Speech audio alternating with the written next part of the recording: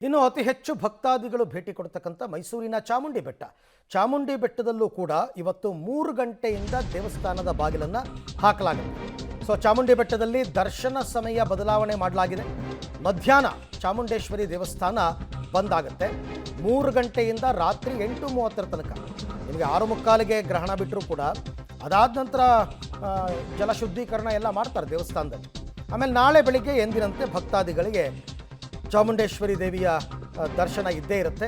ರಾತ್ರಿ 8:30 ನಂತರನೂ ಕೂಡ ಸ್ವಲ್ಪ ಹೊತ್ತು, ಅಂದರೆ ಭಕ್ತಾದಿಗಳಿಗೆ ನಿರಾಸೆ ಆಗಬಾರ್ದು ಅನ್ನೋ ಕಾರಣಕ್ಕೋಸ್ಕರ ಕಾಯ್ಕೊಂಡಿರ್ತಾರೆ ಕೆಲವರೆಲ್ಲ ದೇವಸ್ಥಾನ ಓಪನ್ ಆಗಲಿ ಅಂತ. ಹಾಗಾಗಿ ಓಪನ್ ಆಗಿ ಅದಾದ ನಂತರ 8:30 ನಂತರ ದರ್ಶನವನ್ನು ಮಾಡಬಹುದು. ಮೈಸೂರಿನ ಚಾಮುಂಡೇಶ್ವರಿ ದೇವಸ್ಥಾನವನ್ನು 3 ಗಂಟೆಯಿಂದ 8:30ರವರೆಗೆ ಇವತ್ತು ಬಂದ್ ಮಾಡಲಾಗುತ್ತೆ ಗ್ರಹಣದ ಹಿನ್ನೆಲೆಯಲ್ಲಿ.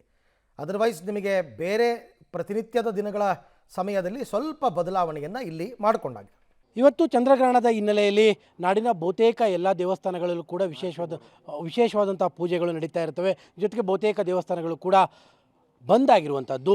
ಮೈಸೂರಿನ ಚಾಮುಂಡಿ ಬೆಟ್ಟವು ಕೂಡ ಇವತ್ತು ಮಧ್ಯಾಹ್ನ 3 ಗಂಟೆಯಿಂದ ರಾತ್ರಿ 8:30ವರೆಗೂ ಕೂಡ ಬಂದ್ ಆಗಿರುತ್ತೆ, ಯಾಕೆಂದರೆ ಚಂದ್ರಗ್ರಹಣದ ಹಿನ್ನೆಲೆಯಲ್ಲಿ. ಈಗ ಇದ್ರ ಬಗ್ಗೆ ಮಾತನಾಡೋದಕ್ಕೆ ಸ್ವತಃ ಚಾಮುಂಡಿ ಬೆಟ್ಟದ ಪ್ರಧಾನ ಅರ್ಚಕರಾಗಿರುವಂಥ ಡಾಕ್ಟರ್ ಶಶಿಶೇಖರ್ ದೀಕ್ಷಿತ್ ಅವರಿದ್ದಾರೆ. ಸರ್, ಇವತ್ತು ಚಂದ್ರಗ್ರಹಣದ 3 ಗಂಟೆಯಿಂದ ದೇವಸ್ಥಾನ ಕ್ಲೋಸ್ ಆಗುತ್ತೆ. ದೇವಸ್ಥಾನ ಒಳಗಡೆ ಏನೇನು ಕಾರ್ಯ?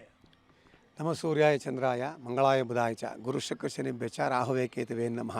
ಸೂರ್ಯಗ್ರಹಣ ಚಂದ್ರಗ್ರಹಣ ಅಂತ ಭಾಳ ವಿಶೇಷವಾದ ಒಂದು ಗ್ರಹಣ. ಸೂರ್ಯ ಚಂದ್ರ ಇರ್ತಕ್ಕಂಥದ್ದು ಎಲ್ಲರಿಗೂ ಗೊತ್ತಿರ್ತಕ್ಕಂಥ ಬರೋದಾಗಿ, ಅದರಲ್ಲಿ ರಕ್ತಚಂದ್ರಗ್ರಹಣ ಬರ್ತಿರ್ತಕ್ಕಂಥ ವಿಶೇಷವಾಗಿರ್ತಕ್ಕಂಥದ್ದು. ಸಾಮಾನ್ಯವಾಗಿ ದೇವಸ್ಥಾನ ಎಲ್ಲ ಕಡೆಯೂ 3 ಗಂಟೆಗೆ ನಾವು ಬಂದ್ ಮಾಡ್ತಾ ಇದ್ದೀವಿ.